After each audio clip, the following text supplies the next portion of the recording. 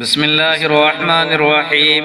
1 minute کا مدرسہ، سبق نمبر 43۔ نحمدہ ونصلی علی رسولہ الکریم۔ نمبر 1، ترجمہ نماز۔ سمع اللہ، سنی اللہ نے بات۔ نمبر 2، ایک سنت، کل قاعدہ کی یہ سنتیں بیان ہوئی۔ نمبر 1، تشہد میں اشہد ان لا الہ پر شہادت کی انگلی کو اٹھانا۔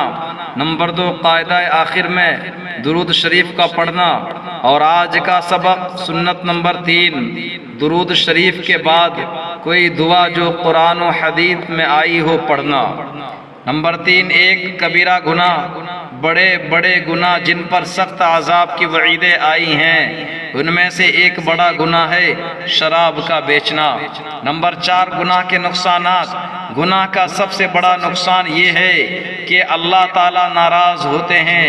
اگر گناہ پر کوئی اور سزا بھی نہ ہو تو صرف یہ سوچ کر گناہ سے بچنا ضروری تھا کہ کوئی شخص اپنے محسن کو ناراض کرنا پسند نہیں کرتا، تو اس محسن حقیقی اور ایسے کریم مالک کو جس کے ہم پر بے شمار احسانات ہیں ناراض کرنا شرافت و بندگی کے خلاف ہے۔